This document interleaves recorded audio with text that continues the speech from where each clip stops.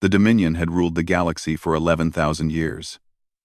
300 species lived under its laws. They had conquered worlds, burned empires, and turned entire star systems into dust. And in all that time, one rule had never been broken. No one crossed into Dominion space without permission. The punishment was simple. The purging fleet would come.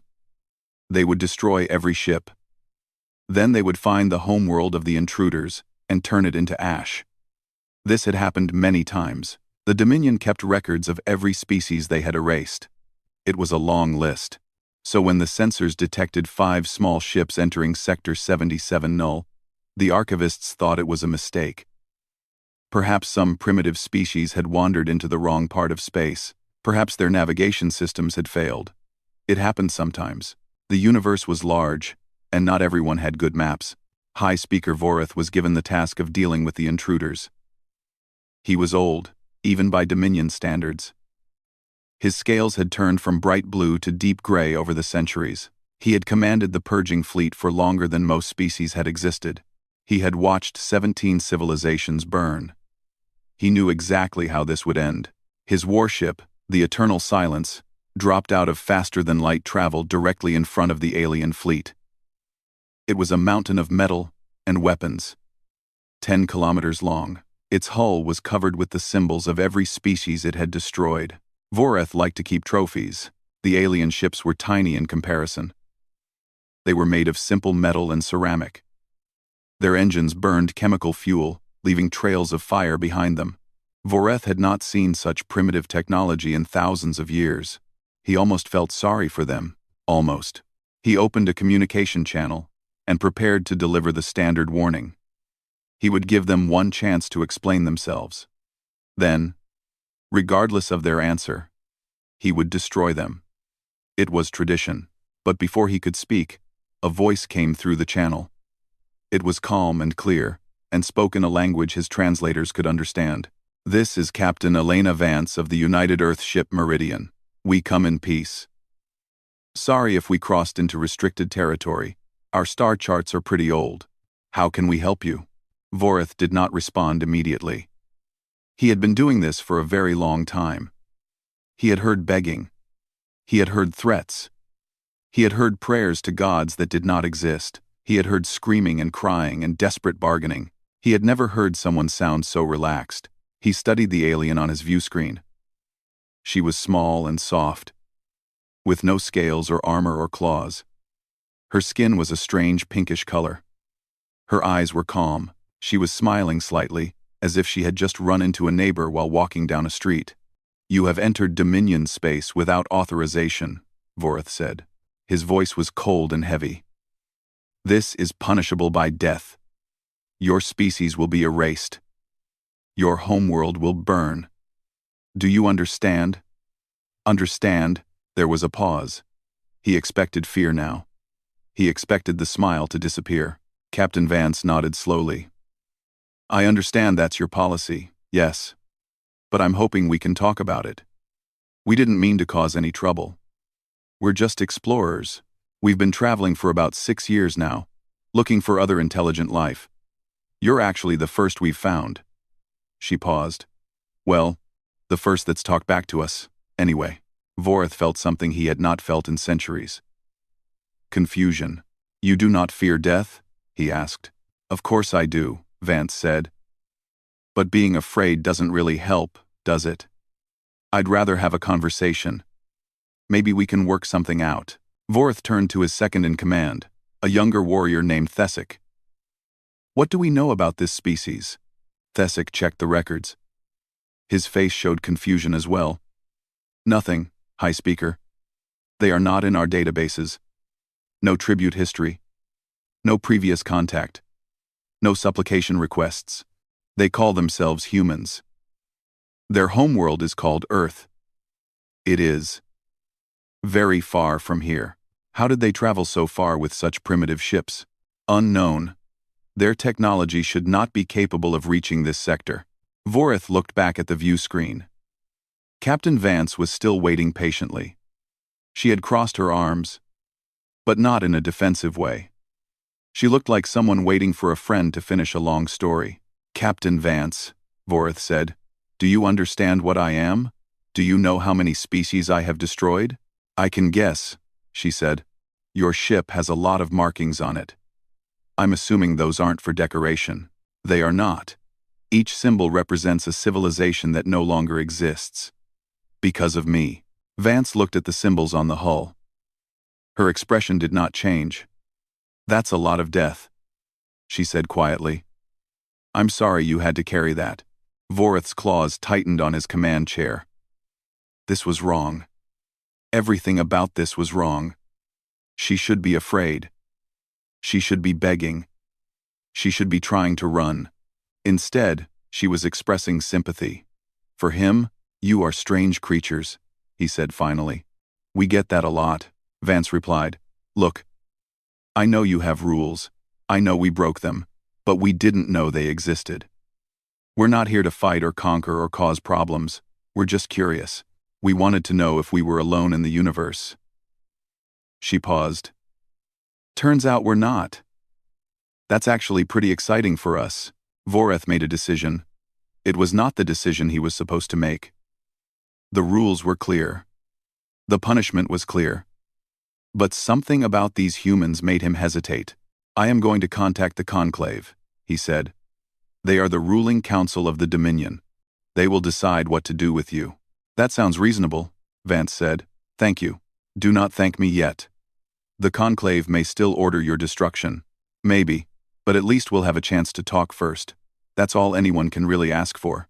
Vorith closed the channel and sat in silence for a long moment. Thesic was staring at him. High Speaker, Thesic said carefully. You have never hesitated before. No, Vorith agreed. I have not.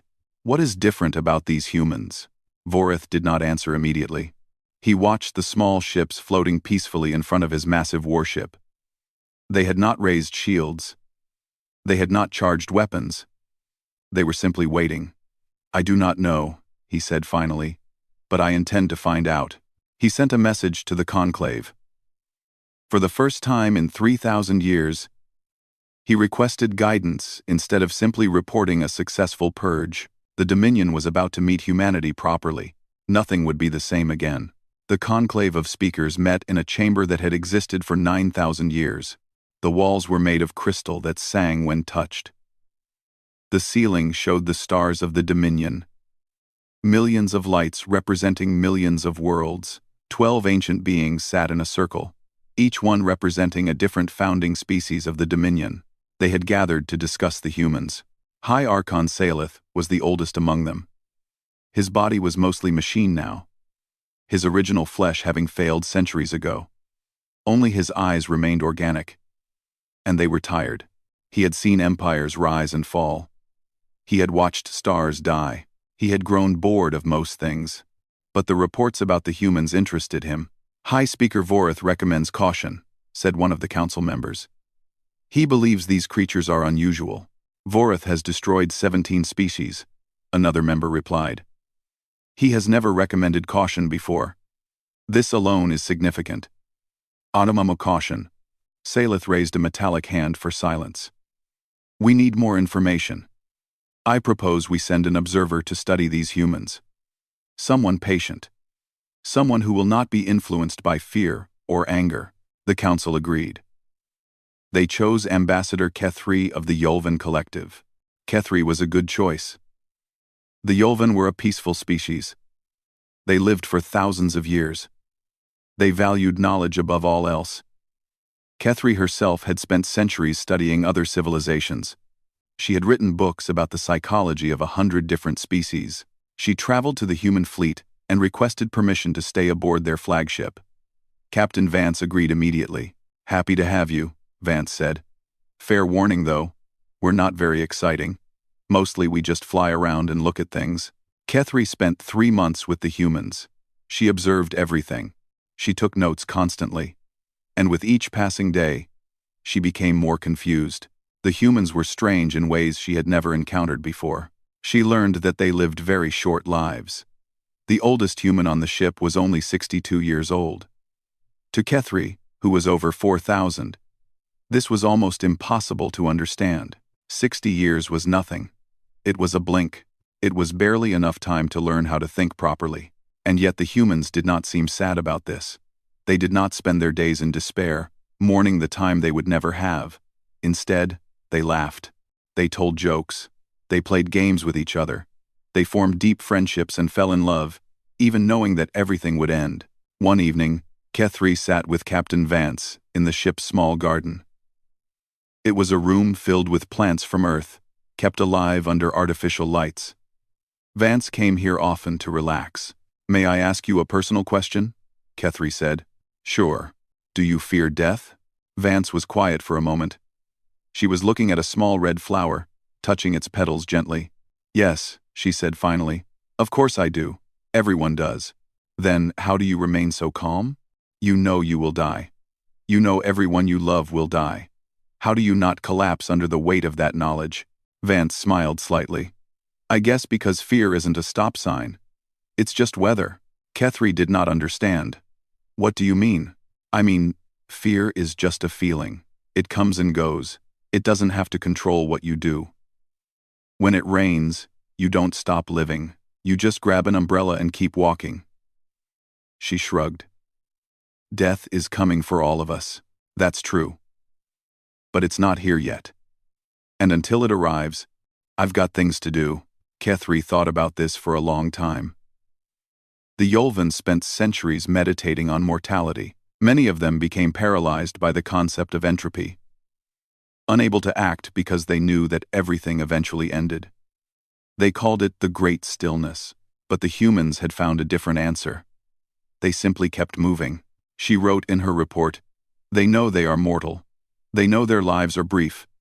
And yet, they do not despair.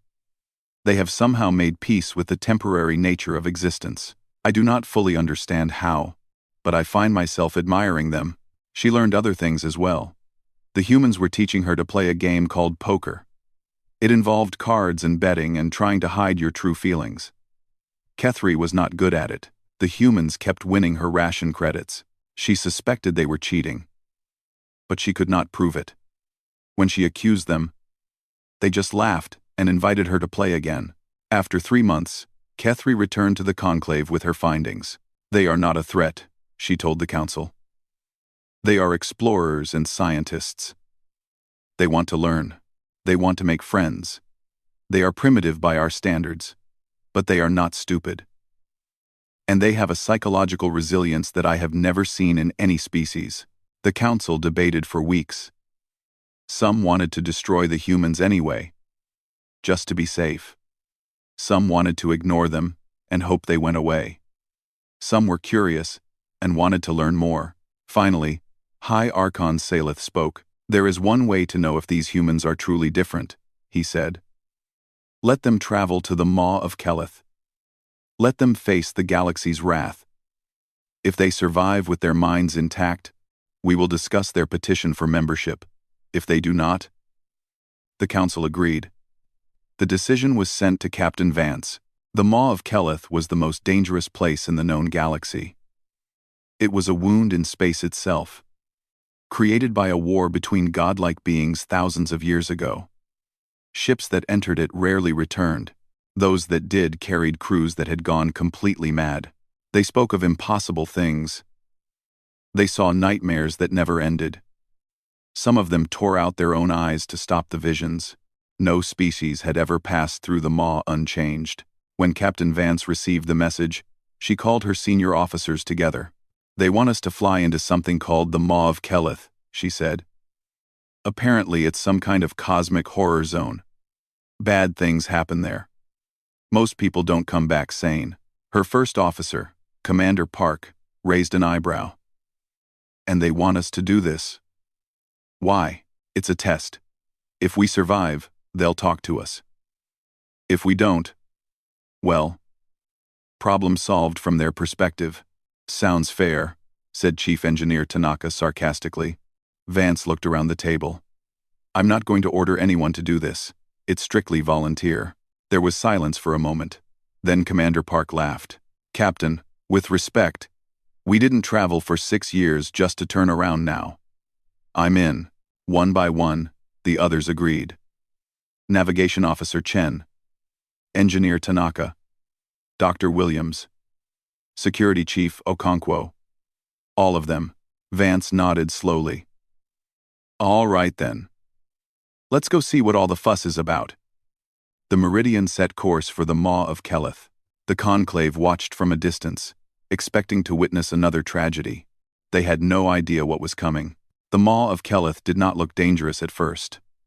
From a distance, it was just a dark spot in space, a place where the stars seemed to blur and twist. But as the Meridian flew closer, the crew began to feel that something was wrong. The instruments started showing impossible readings. The temperature sensors claimed it was both freezing and boiling at the same time. The clocks on different parts of the ship began showing different times. The lights flickered in patterns that made no sense. Captain Vance stood on the bridge, watching the darkness grow larger on the view screen. All hands, she said over the intercom. We're about to enter the maw. Whatever happens in there, remember, it's not real. Your mind might show you things. Bad things. Don't trust what you see. Trust your training. Trust each other. We're going to get through this together. She paused, then added, and if anyone sees anything really weird, take notes. The science team will want details. A few nervous laughs came through the comm system. Then the Meridian crossed the boundary. Everything went wrong at once. Navigation Officer David Chen was the first to see something. He was sitting at his console, running calculations, when movement caught his eye. He looked up at the viewport and saw a body floating past. It was his body. He was looking at his own corpse, drifting through space. His own face, frozen in a scream. His own uniform, torn and burned. His own hands, reaching toward nothing. Chen stared at it for a long moment. His heart was pounding. His hands were shaking. But he did not scream. He did not run. Well, he said quietly. That's unsettling. He took a deep breath, forced his hands to stop trembling, and returned to his calculations. The navigation data was going crazy, but he needed to keep the ship on course. Psych evaluation is going to be fun after this, he muttered. In the engine room, Chief Engineer Yuki Tanaka was dealing with her own nightmare. The walls had disappeared. Instead of metal and pipes and machinery, she was standing in her childhood home. It was burning. The flames were everywhere, crawling up the walls, eating the furniture, filling the air with smoke and heat. She knew this fire. She had lived through it once, when she was 8 years old. Her parents had died in this fire. She had barely escaped. Now she was there again. She could smell the smoke. She could feel the heat on her skin. She could hear the beams cracking overhead, ready to fall. But Yuki Tanaka was not 8 years old anymore. She closed her eyes. She breathed slowly. She spoke to herself in a calm, steady voice. This already happened. I already survived it. I got out. I grew up. I became an engineer. I'm on a spaceship now. Not in that house. This is not real. She opened her eyes. The flames were still there. The smoke was still choking her. But she walked through it anyway, back to her console, and continued monitoring the engines. Next, she said, on the bridge, the crew was fighting their own battles. Dr. Williams saw her patients dying, one by one, all the people she could not save throughout her career, standing around her and staring with dead eyes. Security Chief Okonkwo saw his brother, who had died in a war 10 years ago, standing in front of him with a bullet hole in his chest, asking why he had not been there to protect him. Commander Park saw her daughter, who she had left on Earth, crying and asking why her mother had abandoned her.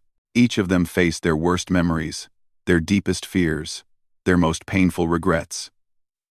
The maw reached into their minds and pulled out everything they had tried to bury, and each of them did the same thing. They acknowledged the pain. They felt the fear. And then they kept working. Captain Vance moved around the bridge, checking on each crew member, offering quiet words of support. It's not real, Williams. Focus on my voice. That wasn't your fault, Okonkwo. You know that. Keep it together. She's fine. Park, she's with her grandparents. You'll see her again. Stay with me. The maw threw more at them. The ship shook violently as gravity reversed, and then reversed again. Strange sounds filled the corridors, voices speaking in languages that hurt to hear. The lights turned colors that should not exist. Colors that made the eyes ache and the stomach turn. On the third day, the whispers started. They came from everywhere and nowhere. They spoke directly into the mind. They said terrible things, true things, things that no one wanted to hear. You are small. You are meaningless. The universe does not care if you live or die. Nothing you do matters. Nothing you build will last.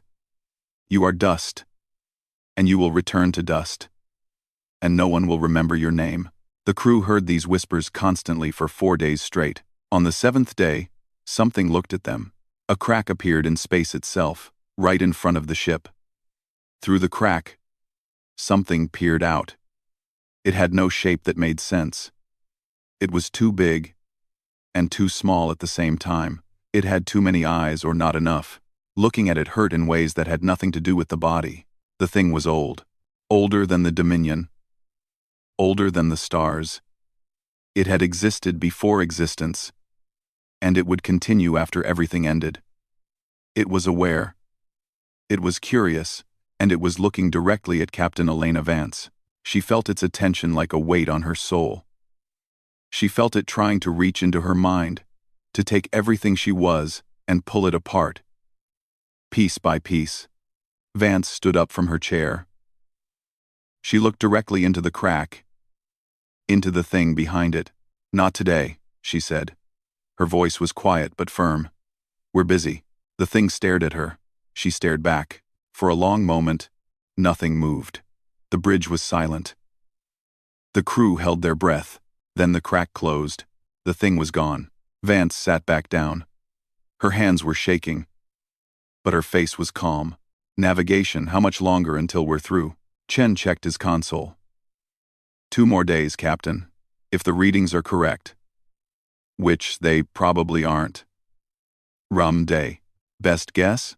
2 days. Then let's keep moving." The meridian continued forward. The crew continued to endure.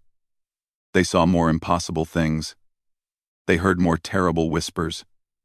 They felt more pain than they had ever felt before. But they did not break. 9 days after entering the Maw of Keleth, the UES meridian emerged on the other side. The instruments returned to normal. The vision stopped. The whispers faded. Captain Vance looked around the bridge. Her crew was exhausted. Their faces were pale. Their hands were still trembling, but their eyes were clear. Their minds were intact. "Status report," she said. "All systems functional," Chen reported. "Crew is shaken but operational," Williams added. "No casualties," Okonkwo confirmed. Vance allowed herself a small smile. "Good work, everyone. Get some rest." I think we passed their test. She was right. But she did not yet understand how completely she had changed everything. The Conclave had sent monitoring drones to the edge of the maw. The machines were programmed to wait and watch. They had done this many times before. Usually they waited for debris. Sometimes they recovered a black box that contained the final screaming transmissions of a doomed crew. Occasionally a ship would emerge, but the creatures inside would be broken. Their minds shattered beyond repair. The drones waited for 9 days. Then the meridian appeared. The ship was damaged. Its hull was scorched in places. Several systems had failed. But it was intact. And it was moving under its own power. The drones transmitted this information to the Conclave immediately. High Archon Saleth received the report in his private chambers. He read it 3 times to make sure he understood correctly. Then he called an emergency session of the council. They survived, he told the other members. The humans survived the Maw of Keleth. The council was silent. This had never happened before. "Survived how?" asked one of the members. "Are they functional? Or are they like the others?" "That is what we must determine. I am ordering a full psychological evaluation of the crew." Medical ships were sent to meet the meridian. Teams of Dominion psychologists, the best in the galaxy, were brought aboard to assess the human crew. They used advanced scanning technology. They conducted interviews. They ran every test they knew. The results made no sense. The official report was delivered to Salith 3 days later. He read it in the council chamber, with all 12 members listening. Trauma markers, present but managed. Cognitive integrity, stable. Crew morale, elevated. He paused, reading the next line with disbelief. Several personnel reported the experience as intense but meaningful. One crew member described it as like a really aggressive, haunted house. The council did not speak. They did not know what to say. Ambassador Kethri had returned to observe the aftermath. She had been present during the evaluations. She raised her hand to speak. "I interviewed the crew myself," she said. "They are not pretending. They are not in denial. They genuinely processed what happened to them in the maw." "That is impossible," said a council member. "No species has ever come through the maw unchanged. The psychological damage is permanent." "They are not unchanged," Kethri replied. "They are affected. They will have nightmares. They will need time to heal. But they are not broken. They are still themselves." "How?" Salith demanded. "How can they endure what drives other species to madness?" Kethri had thought about this question for a long time. She had studied the humans carefully. She had learned their history, their biology, their culture. And she had finally found an answer. Because they are already used to it. She gestured, and a holographic display appeared in the center of the chamber. It showed a small blue planet, third from its star. "This is Earth," she said. "The human homeworld. I have studied it extensively." She began listing facts. Earth is a world of constant geological instability. The ground itself moves and shakes. Massive waves destroy coastal cities. Mountains explode with fire and poison. The weather produces storms that flatten entire regions. The council members looked at the planet with growing unease. The biology is even worse. Earth is filled with predators. Bacteria that kill in hours. Viruses that spread through the air. Parasites that eat their hosts from the inside. Even the plants can be poisonous. She changed the display to show images from human history. Wars. Plagues. Famines. Cities burning. Millions of dead. Their own history is a record of continuous disaster. They have fought countless wars against each other. They have survived diseases that killed half their population. They have endured ice ages and droughts and mass extinctions. And through all of it, they kept going. Kethri turned to face the council directly. "The Maw of Keyleth shows you your worst fears. It forces you to confront death and meaninglessness and cosmic horror. But the humans have been living with these things their entire existence. Their planet is a maw. Their history is a maw. They have been training for this test for 300,000 years." Salith stared at the images of Earth. He had conquered worlds. He had destroyed civilizations. He had seen terrible things. But he had never imagined a species that had been forged by such constant struggle. "They are not immune to fear," Kethri continued. "They are not immune to pain or trauma or despair. But they have learned to function despite these things. They have developed psychological tools that allow them to keep moving forward, even when everything is telling them to stop." She pulled up the interview she had conducted with Captain Vance. The human woman appeared on the display, looking tired but calm. The question was asked, "How did you remain composed in the maw?" Vance thought for a moment before answering. "The maw is dangerous. That's true. But it's not malicious. It's just broken. Hurt, maybe, like a wounded animal lashing out." She paused. "We've dealt with broken things before. Sometimes you can help them. Sometimes you can't. But you have to try." The interviewer asked a follow-up question. "Do you believe the maw can be healed?" Vance shrugged. "I don't know.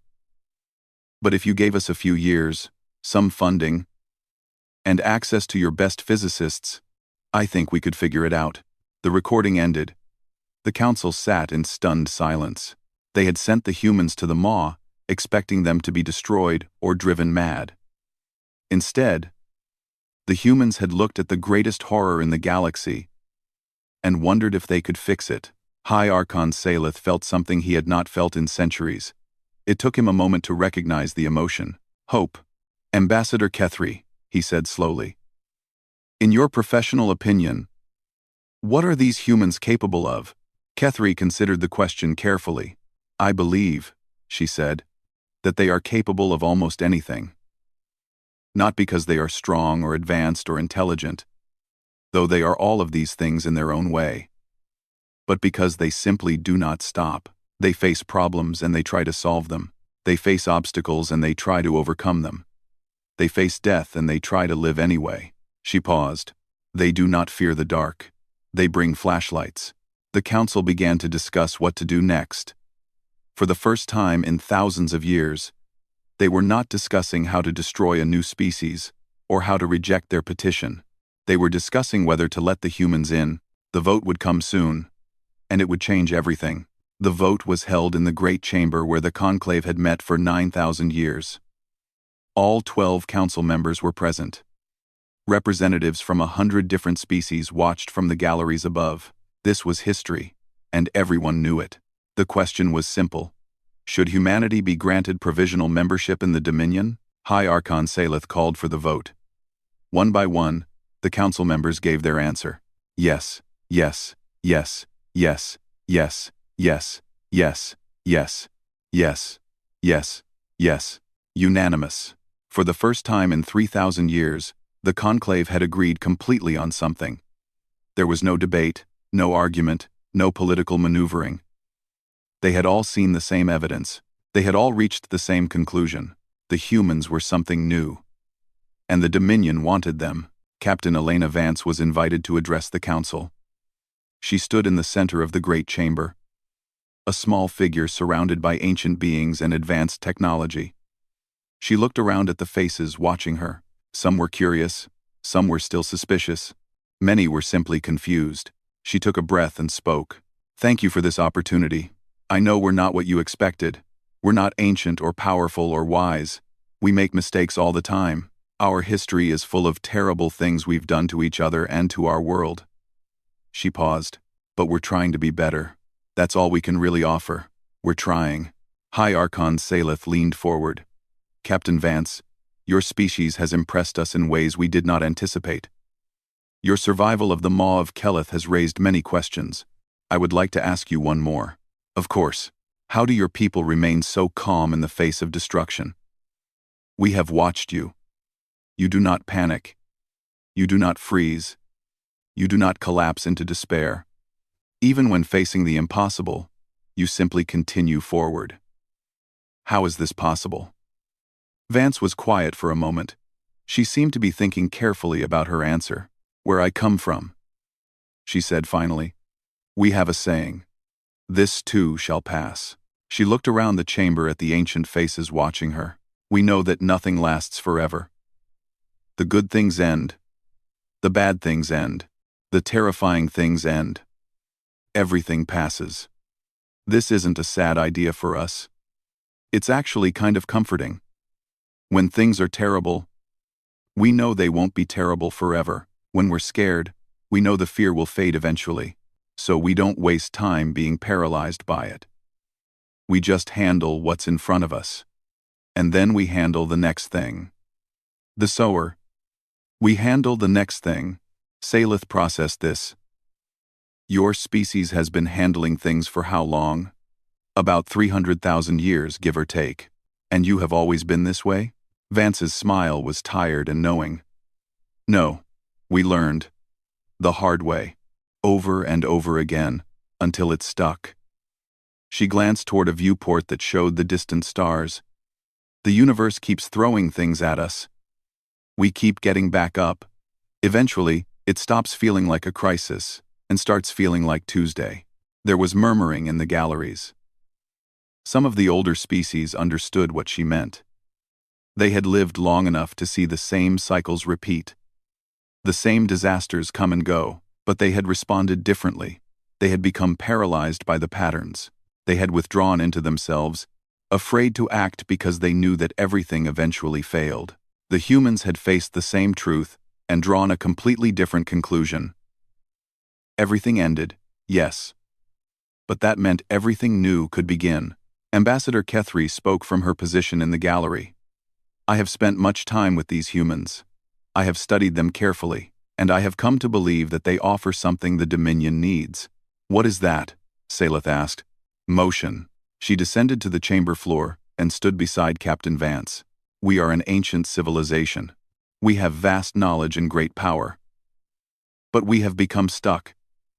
We repeat the same patterns over and over. We maintain traditions because we have always maintained them. We avoid risks because we have seen what risk can cost. We have stopped growing. She gestured toward Vance. The humans are not perfect. They are young and reckless, and they make many mistakes. But they move. They change. They try new things. They are not afraid to fail because they know that failure is not the end. It is just a step towards something better. Kethri looked directly at the council.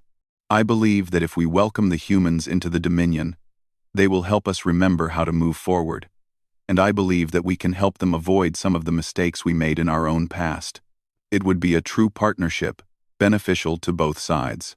The council considered her words. Saleth looked at the small human captain standing in the center of the ancient chamber.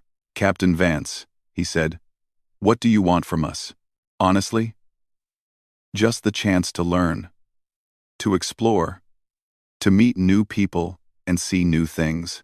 We've spent our whole existence looking up at the stars and wondering what's out there. She smiled.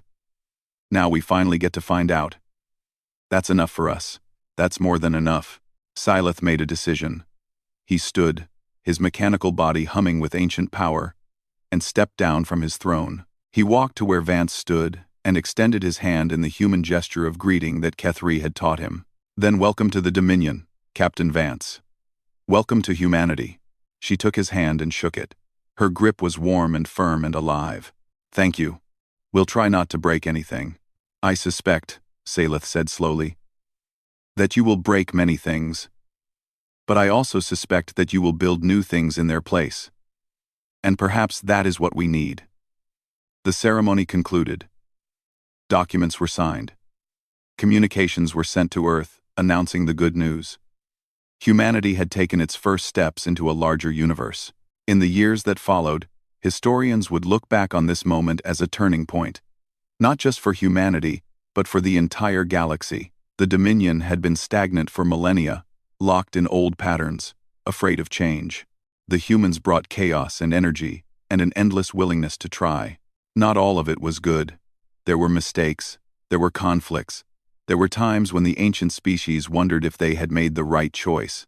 But there was also progress. New technologies developed from the mixing of ideas.